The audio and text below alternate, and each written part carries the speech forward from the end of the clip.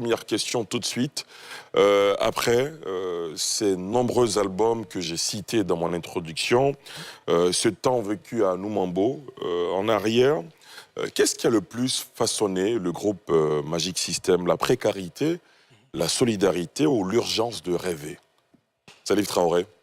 Mais je crois que tout est dit en un. Vous avez cité 3 aspects qui étaient importants dans notre vie.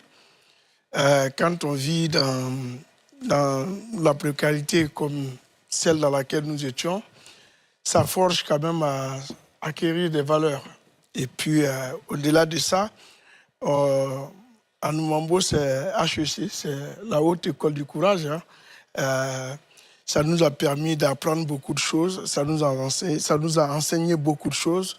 Et de là, nous sommes partis plus forgés. Voilà. Vous dites à Noumambo, c'est HEC, quand on sait qu'on a affaire à un ancien étudiant de HEC Paris. Vous leur avez fait cette blague-là à HEC là-bas? En leur disant, à Noumambo, il y a HEC aussi? Ben oui, je leur ai dit que moi, j'ai fait mon parcours dans le sens inverse. Beaucoup sont allés à l'école, ils ont eu des diplômes avant de rentrer dans la vie active. Moi, je suis rentré dans la vie active avant de revenir au diplôme. Très bien.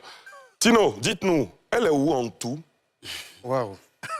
Ah, ça date. En tout de premier Gaou, elle est où? Elle devient quoi? C'est une question qu'on se pose. Hein? Sincèrement, au départ, on avait les nouvelles de Antou, mais après, bon, elle est passée à autre chose. Nous aussi, on a continué notre carrière. D'accord. Voilà. Très bien. Goudé, Seri et Digbo, ils deviennent quoi? Seri et Digbo, ils sont là. Hein? Ouais, ils sont là. Il n'y a pas de souci, quoi, ils sont là. Ils continuent de valoriser la solidarité africaine? Ouais, ils continuent de valoriser la solidarité. Ils font des petits bonhommes de chemin. Ça va. Et j'imagine que le lion n'a plus de ses nouvelles. Le lion affamé. Le lion affamé, évidemment. Le lion affamé, ouais. Manadia, ouais. Tout va bien?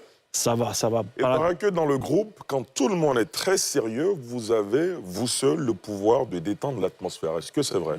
Ouais, je suis beaucoup taquin. Je le taquine. Bon, en même temps, je suis le plus petit du groupe. Donc, tu es avec 3 grands frères qui te rendent bien la monnaie. C'est vrai que je fatigue plus Goudé. Ouais, bon, c'est pour ça que vous êtes colistier. Voilà, mais c'est mon rôle aussi de mettre la joie aussi.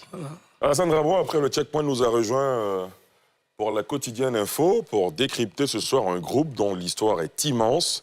Je vous laisse les 4 magiciens. Absolument. Alors la première question que j'ai tout de suite envie de poser à Salif Traoré, dit à Salfo, c'est de savoir... un quart de siècle, c'est énorme, c'est plus que mon âge.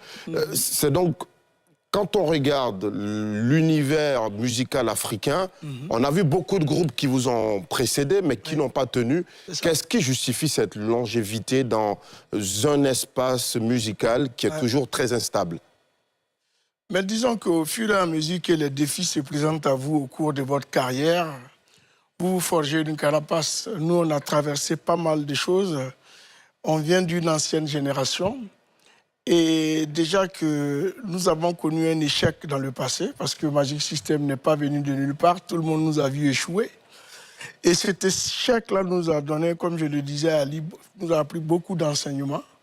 Et nous nous sommes appuyés sur ces enseignements-là pour nous entourer de valeurs. Ces valeurs-là nous ont permis d'avancer. Quand je parle des valeurs, c'est la résilience, c'est la fraternité, c'est la solidarité, beaucoup de choses. Parce que quand on sort d'un quartier comme à Noumambo, et ça, je t'apprends rien, puisque tu es un gars de Noumambo, tu connais les difficultés dans lesquelles nous vivons, et on ne peut pas sortir de cet environnement sans avoir des valeurs. Et ce sont ces valeurs-là qui nous ont permis de tenir jusqu'à aujourd'hui.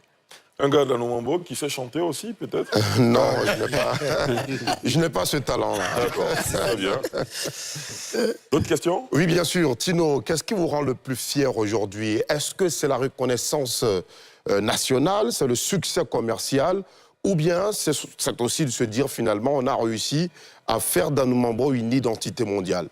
Notre fierté aujourd'hui, c'est, qu'est-ce que je peux dire, c'est le travail qu'on a eu à parcourir aujourd'hui. Et on n'a pas baissé les bras, parce que dans le travail, quand tu persévères et que tu prends le travail au sérieux, tu arrives à tes fins.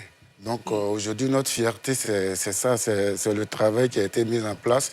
Et aujourd'hui, on remercie les fans et on remercie Dieu pour le soutien. Très bien. Amanaja, la question que j'aimerais poser, c'est de savoir, est-ce qu'à un moment donné, il vous est arrivé de vous dire que Magic System pouvait s'arrêter? Jamais. Jamais. Jamais. Pourquoi? Ben parce que nous, on s'est mis une chose en tête. Peut-être que pour ne pas dire quelque chose de mauvais, c'est la mort qui peut nous séparer.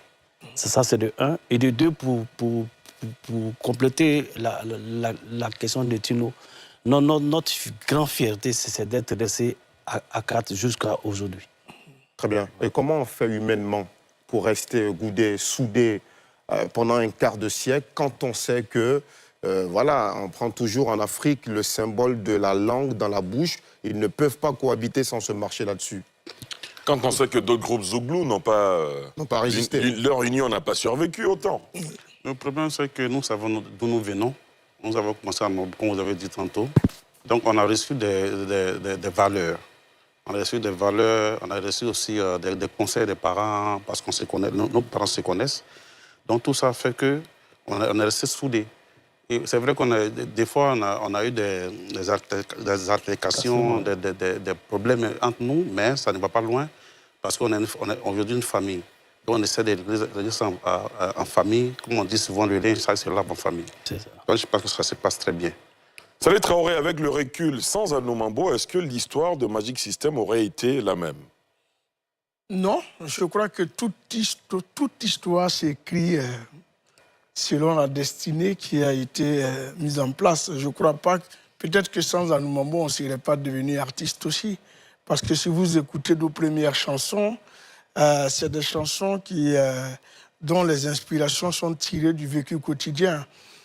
Si on vivait dans les pizzas de Cocody ou les shawarma du plateau, je crois qu'on n'aurait pas eu l'inspiration, par exemple, de chanter Zouzoua qui devait voyager, qui a caché son voyage à tout le monde. On n'aurait pas eu le temps de chanter Asek Africa parce que c'est dans les quartiers comme à Noumambo qu'on vit ces gens. Tout à fait. Donc il y a beaucoup de choses qui n'auraient pas existé, peut-être même qu'on n'aurait pas fait du zouglou, on aurait pu faire du jazz. Parce que quand on est dans un milieu un peu plus aisé, on est un peu plus approfondi dans l'écoute et on est dans d'autres styles musicaux. Donc pour nous, le zouglou, c'est la musique des quartiers populaires. Et si on n'avait pas été né à Noumambo, peut-être qu'on n'aurait pas fait le zouglou. Alors, à l'époque, quand vous veniez à la musique, c'était pour vous réaliser, faire des économies, construire des maisons, s'occuper de sa famille, ou bien vous vous dites, je fais la musique parce que c'est ma passion et je ne l'arrêterai jamais.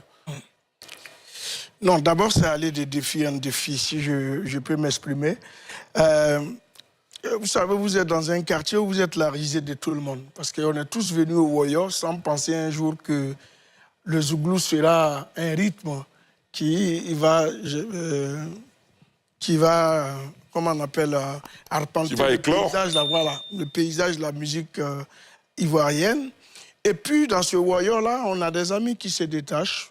J'aime pas citer les contemporains, mais je dirais, par exemple, on a vu les Yodé et Siro, Espoir 2000, c'est de notre génération. Et quand on voit cette génération éclore et que nous n'arrivons pas à éclore, c'était la période des salopards et tout ça, on s'est dit, mais qu'est-ce qui arrive? Nous, on était devenus la risée de tout, je ne dirais pas tout à nous, mais de certaines personnes qui disaient, mais c'est parce que vous ne valez rien que vous êtes là. Donc, il fallait se surpasser, aller au-delà. On n'avait plus un objectif de se faire de l'argent, mais on avait l'objectif aussi de dire aux autres, on peut aussi le faire. Donc, le succès, c'est vrai qu'on le voulait à un moment donné pour élever un défi, pour dire que, voilà, dans notre persévérance, il faut qu'on vous montre un jour qu'on peut y arriver. Et c'est ce qui nous a aidé à arriver, cette valeur de résilience et de persévérance qui nous a aidé à arriver là où nous sommes aujourd'hui. Goudé, est-ce qu'il est arrivé un moment où le groupe était au bord de la rupture? J'ai entendu beaucoup d'interviews de vous. Vous imaginez bien que quand on vous reçoit comme ça, on passe en revue évidemment toutes vos sorties médiatiques. Jamais vous n'avez révélé un tel secret. Est-ce qu'il est déjà arrivé que chacun de là où il était s'est dit, bon, c'est la fin du groupe? Non, c'est jamais arrivé. C'est jamais Ou arrivé. l'un d'entre vous a pris son baluchon et dit, non, moi, je ne veux plus entendre parler de Magic Non, System. comme j'ai dit tantôt, on a eu des histoires. Il y a même des histoires où on a failli peut-être On est arrivé aux mains? au mai, ça a arrivé. Mais pour dire qu'on s'est séparés ou a quitté le groupe, non, ça n'a jamais arrivé. C'est jamais arrivé. Parce qu'on a quand même... On sait d'où nous venons, quoi. On a traversé vraiment des moments difficiles pour être là aujourd'hui. Et vous avez découvert des gens qui ont essayé de vous diviser, qui ont été dévoilés au grand jour? C'est déjà arrivé? Pas dévoilé. Généralement, les ennemis ne viennent pas de loin. Les ennemis viennent d'à côté. On a tous des amis et ce sont ces amis-là peut-être qui peuvent créer de la discorde. Mais écoutez, moi j'ai la chance d'être le grand frère de ce groupe. La fois où c'est arrivé, où on a failli vraiment arriver au bord de La séparation? La séparation, c'était en 2007, après 10 ans de carrière. Et c'est là qui a été le tournant décisif de notre carrière. Parce que là, il a fallu qu'en tant que grand frère, je joue le rôle de grand frère. J'ai appelé mes 3 petits frères, on s'est assis, on a parlé, je leur ai dit, écoutez, le mur, quand il est comme ça, quand il n'y a pas de fissures, vous ne pouvez pas voir des lézards.